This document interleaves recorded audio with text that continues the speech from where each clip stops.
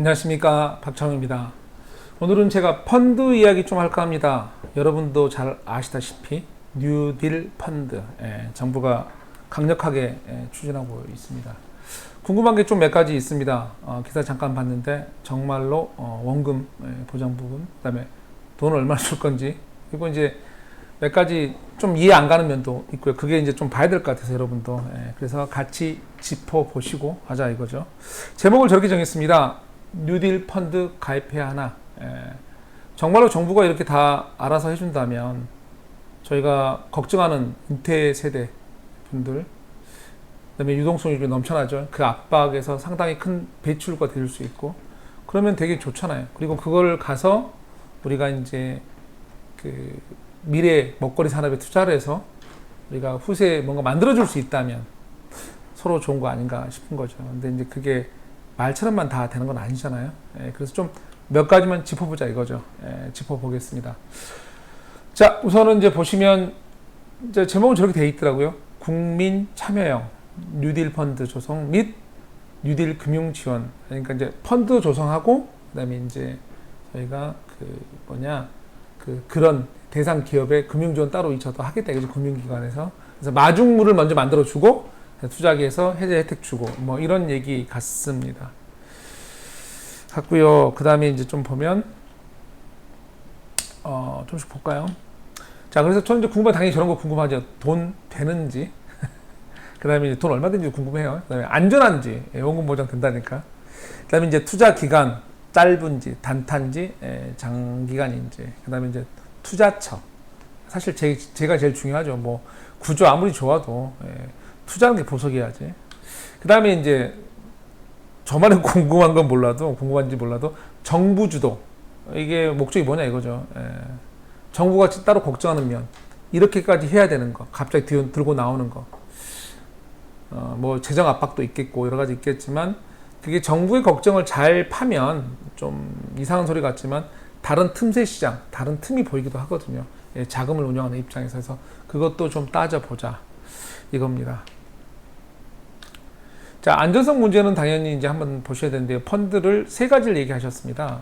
이제 정책형 뉴딜 펀드, 그다음에 이제 뉴딜 인프라 펀드, 그다음에 민간 뉴딜 펀드. 그래서 기사에서 많이 나온 이 이제 원금 보장 얘기는 이게 이제 정책형, 정책 자금으로, 단어 그대로입니다. 정책이 들어가서 힘을 넣은 거는 저거 펀드를 얘기한 거고요. 뉴딜 인프라 펀드는 이제 장기 투자였습니다. 그래서 세제 지원은 적이다. 왜냐하면 인프라가 보통 우리가 말 봐도 이제 여러 가지, 여러분이 아는 인프라는 이제 뭐 민작 고속도로 이런 것들이잖아요. 그런 것들은 어마어마한 자금이 들어가죠. 그러니까 큰 돈이 들어올 거고 큰 돈들한테 말을 하는 거죠. 그래서 그분들한테 세제 혜택 드릴게요. 이 말을 하는 겁니다. 물론 한도랑 다 있습니다. 뒤에서 말씀드리겠지만. 그 다음에 이제 민간 뉴딜은 이제 규제 타파. 다양한 거를 공격하게 만들어야 되는데, 그럴 때 이제 다양하다 보니까 정부가 기존에 손을 안 댔었어요. 그러다 보니까 규제가 좀 미흡하다거나 엉뚱한 규제가 있다거나 또 현장에서 문제가 생긴다거나 이런 것들. 뭐 요즘 풍력 발전은 기사 한번 보셨죠? 밤새 돌아가니까 민원들 많은 거. 이제 그런 것들을 조기 해결할 수 있게 돕겠다. 뭐 이런 형태였습니다. 근데 이제 먼저 가장 중요한 해지 구조, 즉 원금 보장을 어떻게 정부가 하겠다는 건지. 원래 펀드 하면 함부로 원금 보장 안 되는 건데, 제가 물음표도 달아놨잖아요. 그걸 한번 봐야 되지 않을까 싶습니다. 자, 보시면 이제 이렇게 3단 구조로 돼 있더라고요. 정부에 보면 정책자금, 금융투자, 개인투자. 개인투자가 제일 위에 있어요. 그래서 정부의 얘기는 뭐냐면 이거예요. 어떤 리스크가 발생할 일이 있다면, 그러니까 우리가 이제 투자를 하다 보면 우리가 이제 뭐 2년 후부터 투자를 했는데 수익이 발생할 거야. 이렇게 했는데 3년부터 생길 수도 있고 4년부터 생길 수도 있잖아요. 장기 펀드라면. 이제 그럴 때 먼저 내가 돈이 더 들어갈 리 있거나, 아니 너 더 들어간다는 건 아니고, 돈이 어떤 손실이 발생할 일 있으면 내 돈부터. 그게 이제 정책 자금부터 먼저 맞겠다 이거죠. 그래서 손해가 나오면 이것부터. 더 쉽게 표현하면 이런 표현이죠. 우리끼리 보통 누구하고 뭔가 같이 하려 할 때 우리 그런 얘기 하잖아요. 야, 십자가 내가 짓게. 또는 야, 총알바지 내가 할게. 내가 먼저 맞을게. 그런 식. 즉 어떤 우리가 좋은 의도의 좋은 사업을 하고 미래 먹거리 사업을 하지만, 미래의 먹거리 사업이니까 돌발 변수, 모르는 다른 환경 요인들이 올 수가 있는데 거기에 대해서 정부가 먼저 내가 맞을게. 내 거 먼저 까줄게. 이제 먼저 깔리는 거죠, 바닥에. 그런 얘기를 하는 겁니다. 구조상으로 나쁘지 않습니다.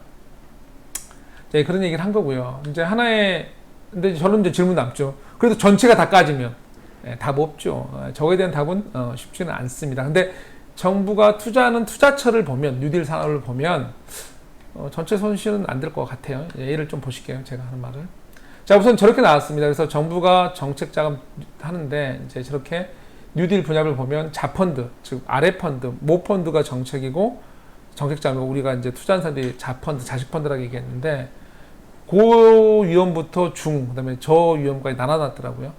그린 에너지는 고고, 스마트 분류는 중이고, 2차 전지는 이제 요즘에 저위험으로 보게 돼 있고, 거기서 이제 이 개인 투자는 저위험 쪽에 투자시키겠다. 물론 완벽하진 않습니다만, 이게 이제 이런 식 그림이었습니다. 그래서 가장 위험이 적은 곳에 투자를 시킬 거고, 거기서도 손실은 정부가 맡겠다. 그래서 안전하다. 근데 아까 말대로 완벽하지 않는데, 최소 보장되는 것, 이제 이건 제 개인 의견입니다. 그러니까, 뒤에 좀 더 자세히 나오는데요. 이 정부가 말하는 뉴딜 사업이 보면 뭐 수소 충전소, 그다음에 뭐 풍력 발전도 있는 거고, 그다음에 물류센터 뭐 이런 거 다 보면 부동산 기반입니다. 공간이 필요하고 그래서 이제 기업도 지원 받겠지만 제가 말하는 거는 이 부동산은 뭐 남거든요. 이게 서류상의 투자만은 아니어서 종이적으로 투자가 아니거든요. 그래서 다 망해도 일부 남는 보장되는 뭐가 있죠. 그거는 우리 지금 민간 투자를 최소로 받기 때문에 어떤 전체 비율에서 거기 보면 제일 안전한 최소한 나중에 최소한 건질 건 남는 상태까지 갔을 때 내 거는 건진다 이거죠. 정부 거 먼저 까지니까 이제 그런 구조로 보면 최소 보장은 일부 되는 것 같습니다. 이제 눈에 띄는 거 하나가 있었습니다. 제가 이제 그런다 하더라도 이렇게 최소 안전 투자만 할 거냐 정책형 펀드라고 해서 그건 아닌 것 같더라고요. 정책형 뉴딜 펀드 자세히 보면 블라인드 펀드 내용이 나왔었습니다. 블라인드 펀드. 여기 아래 읽어보면 현금 흐름이 명확하지 않아도 성장성을 기반으로 한 투자의 용이에서 이제 한마디로 대단히 공격적으로 가겠다 이거죠. 즉 안전을 도모하고 여러분의 돈이니까 안전을 도모하겠지만 펀드의 가장 기본 특성인 수익률. 그걸 하기 위해서 일부 포트폴리오를 이렇게 돈을 쪼개서 일부를 공격적으로 해서 수익률을 올려드리겠다. 그런 식이죠. 이번 펀드에 나올 때 보면 뭐 이렇게 정부에서 뿌린 자료들이 있어요. 기재부감이 있습니다. 이런 것도 있고 뭐 이렇게 보고 내용 다 있는데 여기에 뭐 이렇게 나온 것처럼 여기에는 어디에도 수익성 보장 내용은 없습니다. 제가 봤을 때 잠깐 수익성을 뭐 보장한다. 우리 보통 이제 유치할 때 민자 사업 중에서 고속도로 보면 외국 펀드들 들어왔을 때 이제 그 수익 보전 부분이 있죠. 여기서는 원금을 보장도 아니고 원금을 이 구조상으로 어떻게 해치하겠다 이런 거로 나와 있는 거지 보장은 않거든요. 특히 수익을 내가 너희한테 몇 %면 보장할게 이런 얘기는 없습니다. 말 그대로 펀드에서 전혀 없습니다. 그런 얘기는. 그래서 그걸 헷갈리시면 안 돼요. 단지 최소한 목표치는 좀 있습니다. 뒤에서 나올 게. 그이고 근데 어떤가 제가 저걸 보여드리는 건 뭐냐면 당연히 뭐죠? 이분들도 수익성에 대해서 최소한 올릴 거 아닙니까? 그래서 엔젤 펀드, 그러니까 블라인드 펀드 운영할 거다. 그걸 알고 계시다 이거죠. 그래서 수익이 높을 수도 있습니다. 그런 펀드들이 한 번씩 대박 나면 확 커지죠. 확 커집니다. 물론 미래의 산업이기 때문에 모험성이 있어서 모든 걸 장담 못 합니다. 근데 한 번 터지면 크게 터진 것들, 도 아니면 모인 것들. 그래서 좋은 일이 발생해야죠. 자, 그 다음에 이제 수익성 부분인데요. 보시면 그래서 이제 기준치, 어떤 목표치를 얘기하신 게 있습니다. 그래서 국고채보다 수익 높게. 국고채는 몇 프로인데요? 그래서 기사가 나온 걸 좀 봤습니다. 했더니 이제 10년짜리가 1.5%. 1.5% 보통 저런 건 누진이거든요. 근데 최소 기준 저걸 놔뒀다 이거죠. 그러니까 저건 최소 기준입니다. 아까도 보였듯이 여기도 블라인드 펀드, 공격적 펀드를 운영할 겁니다. 더 올라갈 수 있으나 최소 저 정도. 원래 내부적으로 뭐 3% 얘기도 나왔다는데 어떤 간에 그거를 최소 목표를 두고 간다 이거지 저렇게 낮게만 간다는 아닙니다. 또 어떻게 너무 낮게만 가면 적은 돈 있는 분은 저게 와닿지 않잖아요. 사실은 뭐 아무리 할 데 없지만 근데 큰 돈 있는 분들은 저게 중요하거든요. 포트폴리오 구성 자체에서 정말 큰 자금들은 저 정도면 이제 외국 같으면 외국 돈 받아들이면 다 들어올 돈이죠. 저게 진짜 보장만 해준다면. 이제 예상이고요. 기준입니다. 목표를 잡았다. 자, 그래서 정책형 펀드고, 이제 세제 지원은 이거는 이제 인프라 펀드에서 나왔는데, 인프라 펀드가 뭐가 있는지 좀 보실 필요가 있습니다. 좀 확대할게요, 이거부터. 세제 지원이니까 세금 따먹기인데요. 보시면, 이제, 뭐, 물류센터, 그 다음에 이제 데이터 센터, 그 다음에 이제 뭐 비대면 업무 지원 시설, 그 다음에 신재생 발전단지, 스마트 스쿨, 수소 충전소, 아까 말씀드렸듯이 부동산을 기반으로 한 장기 투자가 필요한 그런 것들입니다. 그래서 이제 아까 제가 최소 보전 될 것 같다. 부동산이 남으니까. 근데 이게 문제는 되게 장기예요. 일반 돈, 우리 속된 말로 요즘 힘들어서 하루 벌어 하루 먹고 사는 분들 투자 아니고요. 또 세제 지원도 2억까지만입니다. 그 말은 여기는 정확히 대놓고 말한 거죠. 큰 돈들 들어와! 라고 말한 겁니다. 뭐 하려고? 세금 따먹게 해줄게. 물론 전액은 아니야. 또 공모펀드만 가능하게 했고, 그 다음에 이제 2억까지만, 10억을 투자하셔도 2억까지만, 나머지는 수익 많이 났으니까 세금 내세요 얘기고, 이제 장기적으로 정부 입장에선 돈이 될 것 같은, 보통 이제 장기 투자가 오히려 큰 돈 되는 게 많잖아요, 장기적으로. 근데 거기에 대해서 이제 큰 돈을 꼬시는 거죠. 보통 이제 큰 돈 분들한테 양극화가 심하다고 해서 제가 돈 많은 분한테 이거 우리 사업이 되니까 세금 더 내봐. 명분 없잖아요. 이유도 안 되고. 내가 뭔 이유로. 그런데 반대로 이거 투자하세요. 수익 보시면 미래사업인 먹거리 좋아요. 제가 세금 혜택도 드릴게요. 일부를. 어떻게 보세요? 꼬시는 말인데 결과는 나는 결과를 얻으면 되잖아요. 정부 입장은. 꼬시는 말인데요. 그걸로 한 거라고 보시면 됩니다. 큰돈 시장에게 유동성 발견한 거고 세금 거두라면 안 내는데 투자하신 다음에 세금을 공제하면 하죠. 그래서 세금 낼래 vs 투자를 해놨지만 저건 결과로 보면 같은 말. 저도 그렇게 봐요. 자, 우선 말 지원이었고요. 이제 보시면 좀 넘어가 볼까요? 그래서 이제 보면 이제 우선 우리가 이 보면 숨은 리스크도 봐야 되잖아요. 좀 더 한 번 더 보면 원래 펀드란 게 투자 손실이 있어서 우리가 원금 보전 못하게 돼 있잖아요. 근데 정부가 우리가 좀 할게 여기 나서 준 거잖아요. 정부가. 근데 거기에 대해서 또 뭐가 숨은 체크할 게 있어서 한 체크해야 되고요. 그 다음에 정권 리스크. 이 정권이 영원할 거냐? 아니잖아요. 바뀌잖아요. 그랬을 때 이게 문제 없느냐 따져봐야죠.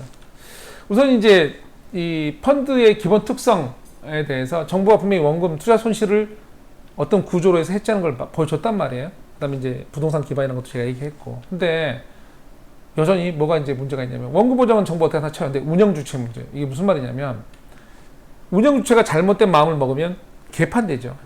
개판됩니다.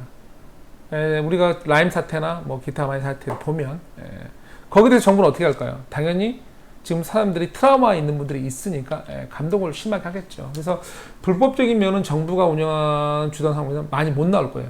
관리 감독이 심해서. 그러면 리스크가 다 해치된 거냐? 운영 주체에 대해서. 아니요. 그렇지가 않습니다. 무슨 말이냐면 자, 큰 돈 아니 뭐 이렇게 타인 돈의 모임, 쉬운 말로 은행돈. 은행돈을 운영하는 사람들 주체의 특성은 서류상 책임. 이게 무슨 말일까요? 우리가 여러 명의 돈이 모인 거잖아요. 한 명이 주인이면 말 다 듣겠는데 여러 명의 돈이 모인 거잖아요. 김씨, 이씨, 박씨, 홍길동부터 다. 그러다 보니까 이거는 누가 주도권을 마음대로 할 수 있는 게 아니라 은행에서 이걸 할 때도 규정이 있겠죠. 어떤 이유에서 명분에 의해서. 그럴 때 개인의 판단 무조건 믿느냐? 아니거든요. 용역회사를 맡겨서 가치 판단, 투자 판단 여러 가지 보고서가 들어오죠. 여기 보고서 통과해서 오케이. 그래서 나도 이런 근거로 나도 이거 도장을 찍었어요. 투자를 했어요. 다 잘 되면 좋은데 안 된 경우 많죠. 우리 연금공단 여러 가지 한데도 잘못된 해외 투자한 것도 많아요. 근데 그때 항상 은행에서 말을 하죠. 아니 신문 기사에서 책임진 사람도 별로 안 나온다. 안 나와요. 왜 안 나오냐면 책임질 그게 안 보여요. 왜? 명분을 해서 나 이런 근거로 나 이 도장 찍었는데 단지 이런 근거들의 서류가 미래의 위험 요소를 감지 못한 분이 있었겠죠. 거기서 개인한테 책임을 물을 수 있느냐, 물을 수 있느냐? 아니거든요. 그래서 무슨 말을 하는 거냐면요. 불법에 대한 책임은 물을 수 있어요. 명확하게 그거는. 근데 판단에 대한 책임은 없습니다. 이 리스크는 정부가 원금 보장했지 여러 가지 관리 감독하고 여기서 많은 걸 했음에도 불구하고 이거는 사라지지가 않아요. 판단에 대한 책임은 물을 수가 없습니다. 남의 돈 전체 모임을 운영할 때 서류상으로 다 큰 걸 잡고 하기 때문에. 그래서 항상 보면 빵 터져도 책임사는 몇 명 안 나오죠. 불법적 요소 있는 거에 관해서만 겨우 좀 하는 겁니다. 그래서 저번에 대한 해지는 없습니다. 저는 이제 알고 있어야 말씀드리는 거고요. 이제 전속 여부는 이제 장기 투자잖아요. 저분 걱정이 되죠. 정권은 바뀌니까. 그리고 과거에 이런 펀드들이 비슷하게 있었습니다. 물론 구조 다릅니다. 그리고 이제 가장 다른 건 아까 제일 중요한 거 투자처.